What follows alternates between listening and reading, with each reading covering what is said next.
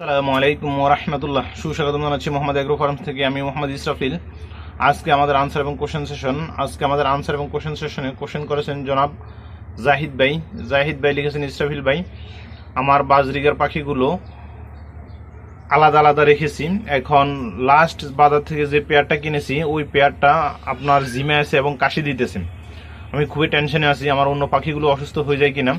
আপনি যদি দ্রুত আমাকে একটা সলিউশন দিতেন যে আসলে আমার পাখিগুলো কি সমস্যা বা কেন এই ধরনের সমস্যাগুলো ফেস করতেছি আমি, আপনি যদি একটু সলিউশন দিতেন তাহলে আমি একটু উপকৃত হই। প্রিয় ভাই, আপনাকে অসংখ্য ধন্যবাদ আমাদের আনসার এবং কোশ্চেন সেশনে কোশ্চেন করার জন্য। তো আপনি যে প্রবলেমটা লিখেছেন এটা হচ্ছে পাখির ঠান্ডা লাগার লক্ষণ। এখন গরম ঠান্ডা, দিনে খুব গরম পড়তেছে, রাত্রে খুব ঠান্ডা পড়তেছে, যার কারণে গরম ঠান্ডায় পাখি এরকম হচ্ছে। তো আশা করি ইনশাল্লাহ আপনার পাখিগুলো সুস্থ হয়ে যাবে। আমি যে ফর্মুলাটা বলতেছি এই ফর্মুলাটা একটু মেনটেন করবেন, ইনশাল্লাহ আপনার পাখি সুস্থ হয়ে যাবে। টেনশন করার কিছু নাই। আপনি পাখিকে 250 ml ডাব নারিকেলের পানি অথবা পিওর পানি, ডিপ কলের পানিও হইতে পারে, অবশ্যই পরিষ্কার পিওর পানি, এবং অবশ্য লোনা যুক্ত যে কলগুলো ওগুলোর পানি নয়, পিওর ডিপ কলের পানি অথবা ডাব নারিকেলের পানি 250 ml। এটার সাথে আপনি 10 ml অ্যালোভেরা মিক্স করবেন, আর 10 ml আদার রস, 10 ml লেবুর রস,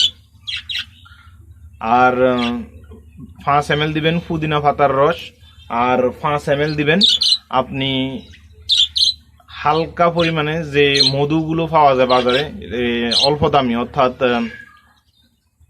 লেসু ফুলের মধু, তারপরে আপনার সাধারণ যে মধুগুলো পাওয়া যায়, বিভিন্ন ফুলের মিশ্রিত মধুগুলো কম দামি, ওইগুলো আপনি 5 ml মিক্স করে দিবেন। এতে আপনার পাখিগুলো সুস্থ থাকবে, ভালো থাকবে, আর এই সমস্যাটা থাকবে না ইনশাল্লাহ। এটার পাশাপাশি সকালে 1 ঘন্টা রোদরে রাখবেন, রাত্রে 1 ঘন্টা রোদরে রাখবেন। যে জায়গাটাতে খাঁচাটা আপনি সেট আপ করছেন ওই জায়গায় ডাইরেক্ট যেন বাতাস পাখির গায়ে না লাগে। 3 পাশ, পাখির খাঁচার 3 পাশ স্টপ করে দিবেন, 1 পাশ ওপেন রাখবেন। আর রাত্রে খাঁচার মধ্যে আপনি মশারি ইউজ করবেন, তাহলে কি হবে, আপনার পাখিগুলো মশা আক্রান্ত হবে না। আপনার পাখিগুলোর দেখা যাচ্ছে যে অনেকগুলো পাখির আপনার দুই পাশে যে পাখিগুলো দেখা যাচ্ছে ওগুলো মশার কামড় দেখা যাচ্ছে পাখির গায়ে। যে ছবিগুলো দিয়েছেন আমি ছবিগুলো দেখতে পাচ্ছি। তো আশা করি এই ধরনের সমস্যাগুলো যেন আর না হয়, এই জিনিসগুলো আপনি খেয়াল করবেন। ইনশাল্লাহ আপনি এই নিয়মটা মেনটেন করে চলেন, আপনার পাখির কোনো সমস্যা হবে না, পাখি সুস্থ থাকবে, ভালো থাকবে। ভালো থাকুক সকল খামারের পাখিগুলো, ভালো থাকুক সকল খামারি ভাইরাম। আজকের মতো এখানে বিদায় নিচ্ছি। বিদায় নেওয়ার আগে ছোট্ট একটা রিকোয়েস্ট, যারা এখন আমার চ্যানেলটি সাবস্ক্রাইব করেন নাই তারা আমার চ্যানেলটি সাবস্ক্রাইব করবেন। যারা অলরেডি সাবস্ক্রাইব করেছেন তাদেরকে অসংখ্য ধন্যবাদ। যারা এখন লাইক কমেন্ট শেয়ার করেন না, অবশ্যই লাইক কমেন্ট শেয়ার করবেন যেন আপনার পাশাপাশি আপনার বন্ধু উপকৃত হয়। এইটার পাশাপাশি ছোট্ট আরেকটা রিকোয়েস্ট, সেটা হচ্ছে যারা 5 ওয়াক্ত নামাজ পড়েন আলহামদুলিল্লাহ খুবই ভালো। যারা নামাজ পড়েন না এখন থেকে 5 ওয়াক্ত নামাজ পড়বেন। আজানের সময় হয়ে গেলে ভিডিওটা পুশ করে আজানে জবাব দিবেন, আর নামাজের সময় হয়ে গেলে ভিডিওটা পুশ করে নামাজটা পড়ে নেবেন।